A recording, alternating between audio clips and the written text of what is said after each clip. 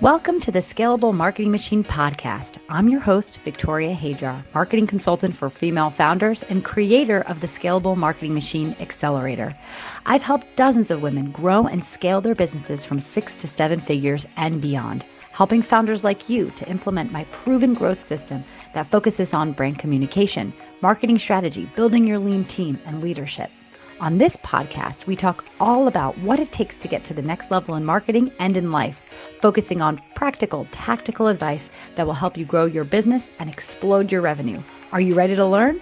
Let's dive in. Hello, welcome, guys, to the podcast. I'm so excited that you're here with me. We're going to talk about the year and how things are starting, and I'm going to share some things that are on my mind and some goals that I have for the year. So, I feel like the year started off slow and fast. I don't know if anyone else feels this way. I think that, I feel like the holidays went super fast and January just flew by, and I'm recording this and we are already in the second week of February.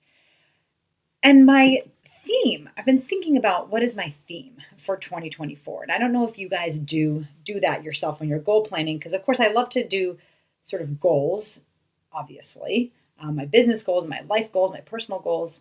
But I also think it's really fun to assign a theme for the year, because it's something that you could always come back to, and it helps to ground you and stay focused. Because even when you're executing all of the goals, there's normally one sort of topic that if you focus on, it's that one thing, right? It's that one thing that will really knock over all the dominoes.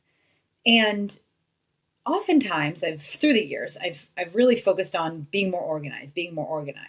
And that, to me, I feel like that's a little bit triggering. I don't know why, because I think I'm always in this constant pursuit of being organized. And it's that funny thing of, well, what does it really mean to be very organized? What does that practically mean for me? And it's hard for me to define. I had this terrible experience this past week where my son was going on a field trip for school, right? And we had the permission slips and all these things, and they sent them weeks ago. But we had to go to a certain link on the website to put, to pay for the actual darn field trip. And he reminded me of it 2 weeks ago, and I just completely forgot. I just completely forgot until the night before, where I begged the teacher to be able to give the money in cash to go on the field trip, and he wasn't able to. I felt so bad, and he was such a good sport about it. But that experience really kind of jostled me a little bit to think about why that happened, right? And of course, it's a silly little thing, but it really lends itself to what I'm feeling now, which is this just brain overload. There just being too much information in my brain. How can I stuff any other piece of information into my brain? And I think moms feel this way a lot, especially because we're typically the ones, and again, if you have partners that are equal sharers in this, go. But for a lot of people I talk to, it really is mom who carries the doctor's appointments and the dentist and the field trip slips and the dress up days. And do we need, $2 cash for the popsicle party or whatever it is? That on top of everything else it is to be an entrepreneur and have your own business, which there's so many things flying at you. But even more so if you're in the moment in your business where you have other people working for you. And I think one of the things that's causing me kind of the most agita right now is that I'm in the process of onboarding 2 people. The third's going to be onboarded next week. So in this month, I will have onboarded 3 new team members into my business to help support me. And it is necessary and is very, very, very important, these roles. But at the same time, I have these people in my life that are going to help and relieve a lot of workload and a lot of stress. But this ramp up period where this person is there and you want to just say, okay, bye, now you take over those things. but they're not going to be that helpful until they're revved up, they're onboarded, and then they're doing the thing for a little while. Like there is, of course, like a learning curve for onboarding. And when I go back to like, what is my big theme of the year, it is to be a great leader. Because when you are a great leader, it's that one thing. There's a book, I forget who wrote it, that's called The One Thing. And the whole book is like 100 pages. And the whole point of the book is like, just focus on one thing. But the point is that like there's one thing that if you really put your time, energy, and effort to one thing, that will sort of make all of the rest of the dominoes fall into place.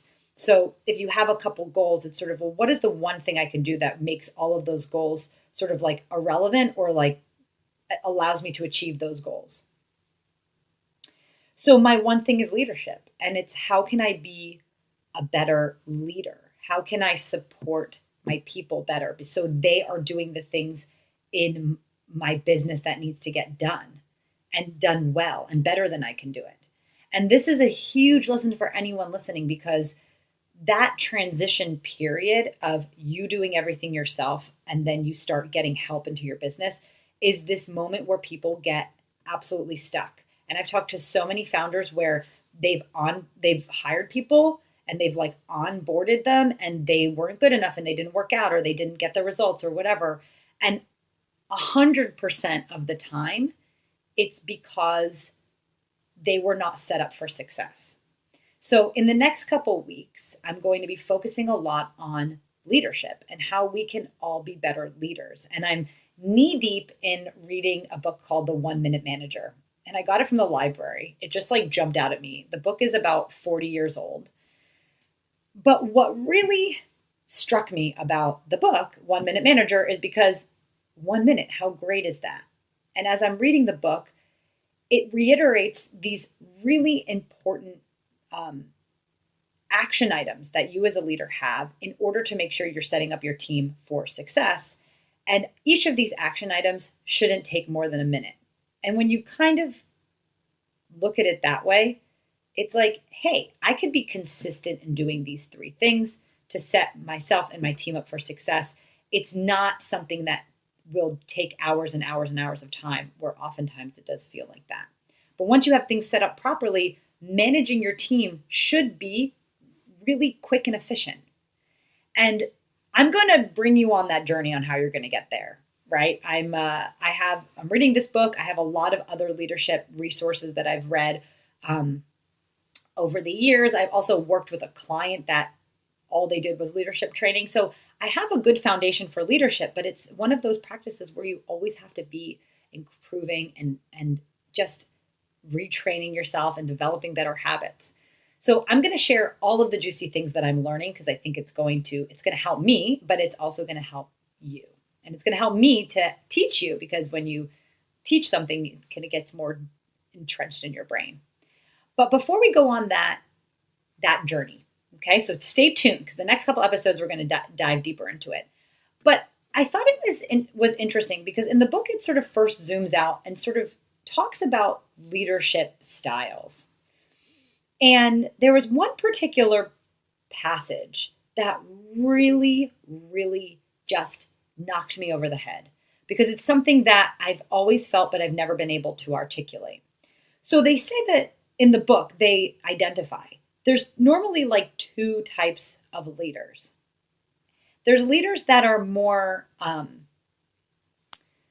like results driven and really usually very sort of tough, give a lot of pressure to the team, and often are kind of difficult to work with, right?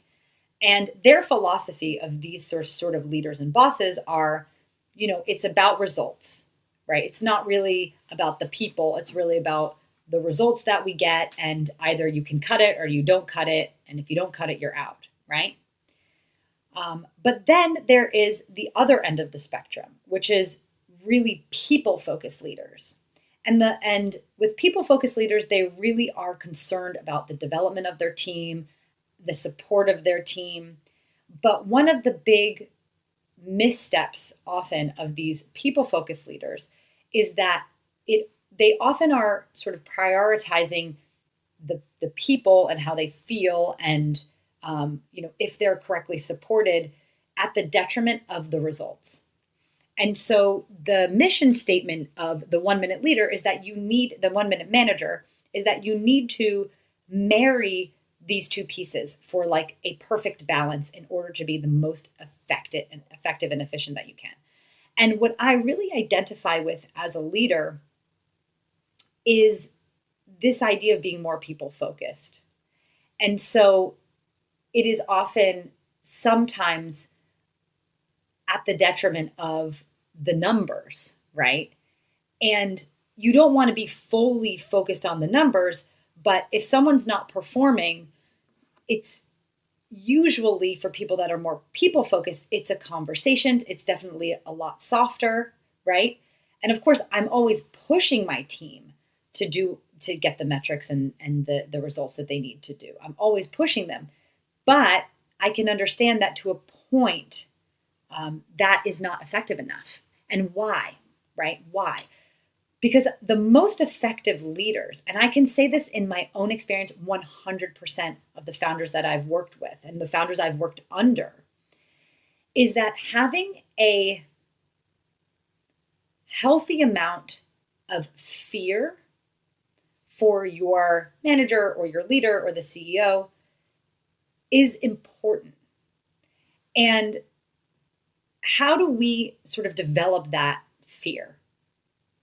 And I don't know if fear is the right word, because I think that it's often more could be tied to this desire to not disappoint, but there has to be a consequence for the team that you're working with. And it's not like I'm going to fire you, you're out or whatever, because every team member, every person has the ability to be a great team player, a team member in the team, really. But I think that oftentimes when you're in environments where there's a strong CEO, right, that has a personality that really like demands excellence, what happens in the organization is that everyone that is working in the business feels that pressure, but that pressure they put onto themselves because there is a fear. There is a fear of being called out. There is a fear of being reprimanded. And that fear is an incredible motivator and driver for doing really quality work, for really doing your best. And for a lot of founders that I work with, myself included, it's very difficult if you're not a person that is naturally really strong-headed to be able to bring that energy with your teams. And so my journey through reading this book and this leadership development, I've really flipped this switch to figure out, how do I have to show up as a leader in order to elicit that kind of respect from the people that work for me, right? Because it does exist a place where there is kindness and there is a concern for people and there is a concern for their development and that they're being supported. In addition to showing up as a leader that doesn't accept people not performing to their capabilities. And I think when you think of it in that way, right, it's not about, oh, that person is just a lazy person or that person just simply is careless, right? It's framing it in the sense of we can be disappointed in our team members, not because like they suck and they're just bad, right? That's actually normally, it's just, that's not the case. It's that we're disappointed is because we know that that person could do a better job and maybe they're not bringing all of their effort and all of their capabilities into the work that they're doing. But if we have that sense of, I want to say a sense of respect, right? That we elicit that respect from our team members, that they're more likely to show up in that way that we need and show up in that way that is going to really drive action and drive results. So with all of this research and all of this learning, I also think that it's pretty fun and interesting to talk through the different leadership styles. Okay, so why talk about leadership styles? Because in this concept I'm talking about as being more like goal-oriented or more sort of people-oriented and figuring out how to bridge that gap, that's not really a leadership style. It's more like, normally like how someone's personality is, right? Just naturally.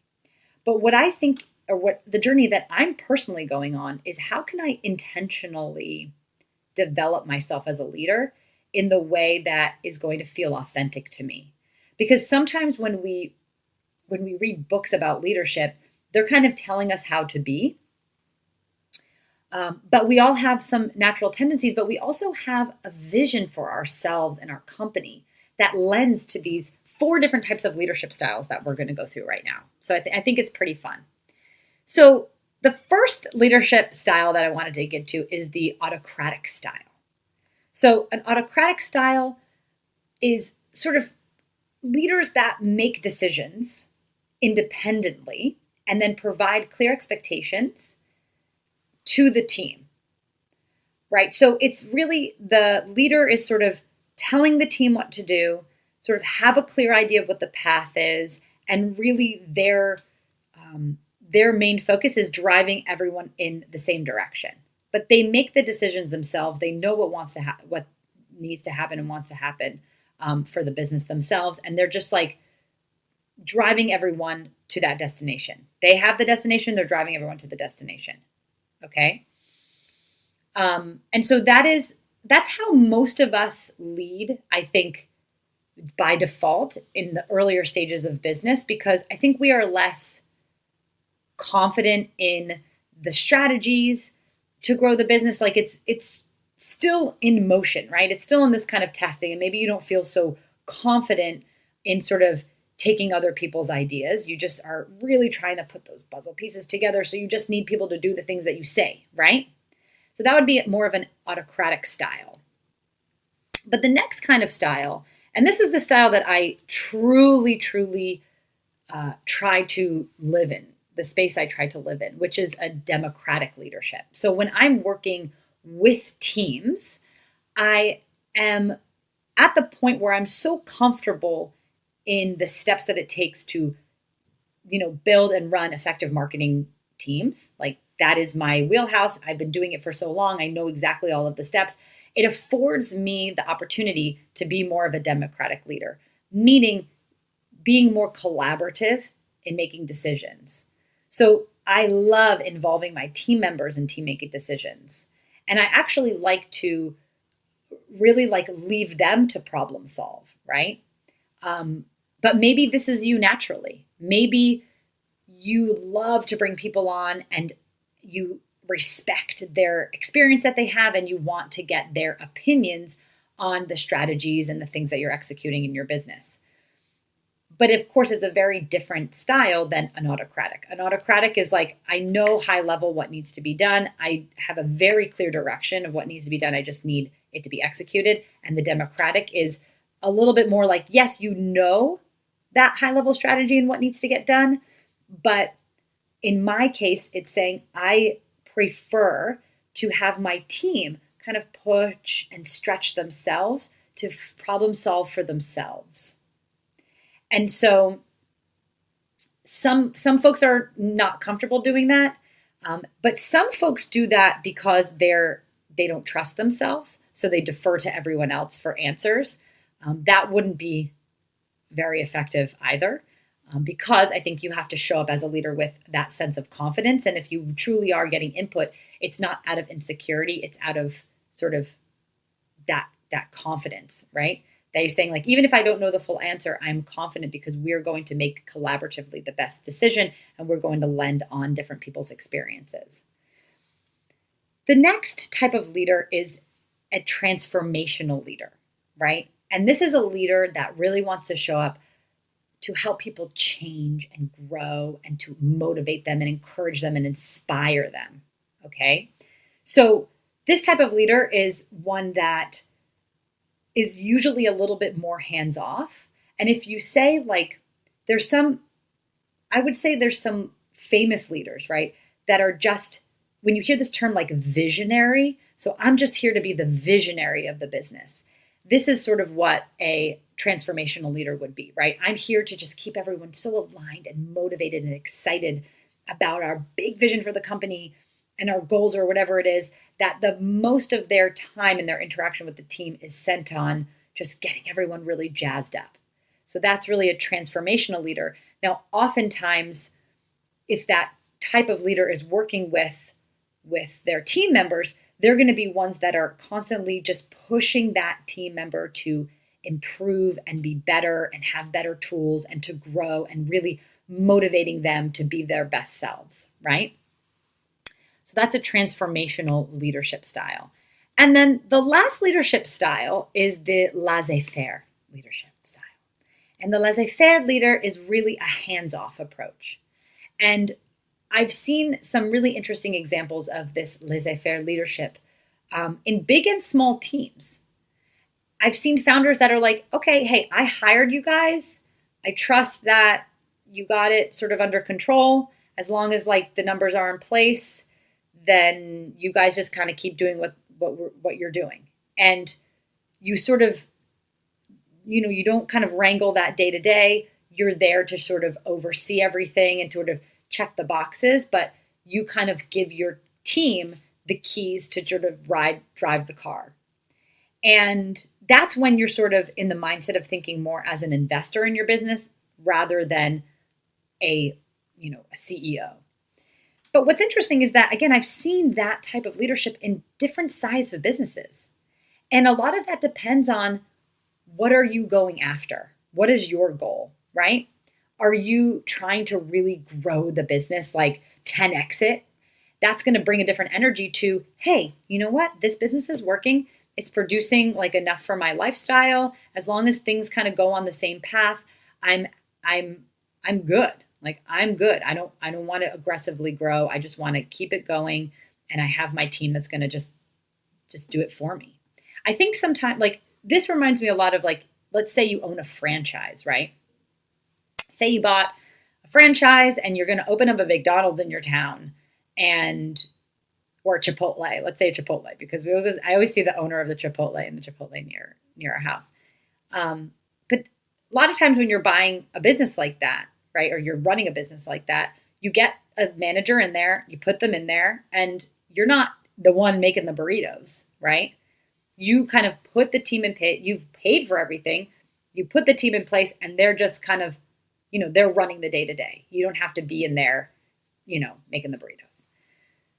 So I love for you to think about like, what kind of leader do you want to show up as, right?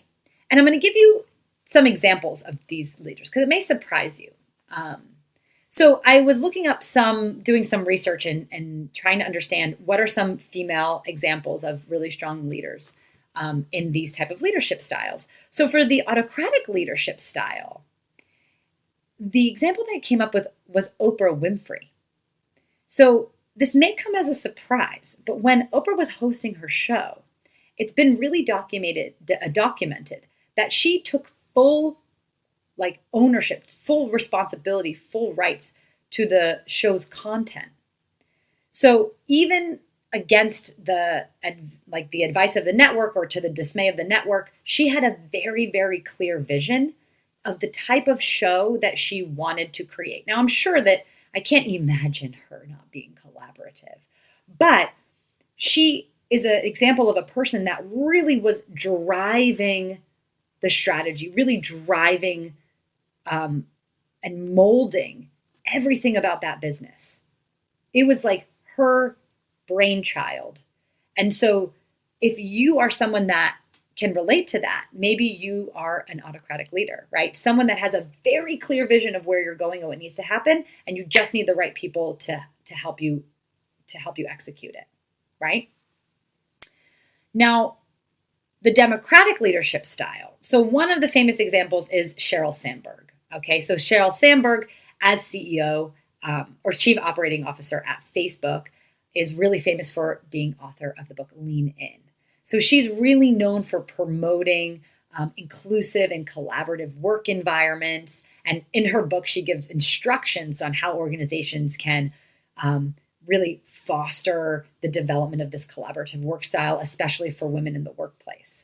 So she encourages like open dialogue and values diverse perspectives and fostering of culture, right? So this kind of leadership is really focused on building a awesome people culture in the business, because if this is something that's resonating with you, maybe in your long-term vision of your business, you are growing this team and your business is like has this awesome culture and you're kind of running this family. That would be a democratic leader. Okay. So let's move on to transformational leaders. So who is a good example of this really inspiring transformational leader? So the person that I found that really matched this was Malala, who has the Malala Fund, right? She's a very famous activist. And so she, in her business side, also kind of carries that inspiration and growth orientation into all of the things that she runs on the business side. And you can see that in the way that she's an activist and the way she shows up to sort of help kind of that individual, right? So she's really showing up as a leader to really change the world. And maybe that's you as well, right? Maybe you are just really getting your hands dirty, doing the work, inspiring others by being an example. This is an example of a transformational leadership. And then the laissez-faire example that I have is actually Sarah Blakely. So Sarah Blakely is famous for being a very kind of hands-off leader, right? And one of her biggest philosophies that she's very famous for is failure, right? Learning from failure. And so giving people the chance to kind of do things on their own and sort of fail on their own and learn on their own is a big philosophy that she has kind of instilled into her leadership style. And so when you think of laissez-faire, it's not, oh, like I don't care, right, of what happens, right? It is more of this hands-off approach. And it is a people-centered approach, right? It's kind of saying, I'm going to let the people sort of set their own goals and sort of learn and fail from their own mistakes. And in the end, they're going to get better. I'm going to give them the support when needed, but more or less let sort of the car drive on its own. So in those 4 leadership styles, which do you connect with the most? I mean, I think I've explained the one that I connect with the most, but I don't know. I think that sometimes it's pretty cool to think of that laissez-faire leadership of saying maybe one day in the future, you could have a business that kind of runs on its own. There's plenty of founders that kind of create situations like that for themselves. But maybe you're excited about building a company, right? And maybe you're really that democratic leader, right? You're really, you're that democratic leader like Sheryl Sandberg, right? You want to create this company, like this is what I connect with, that is, people that you love being with, that are really excited. It's really collaborative, right? Or maybe you want to be the face of a movement, a transformational leader. So there's all different ways that you can kind of envision yourself growing as a leader. But I think if you're a person like me that's thinking about, how can I make my life easier, right?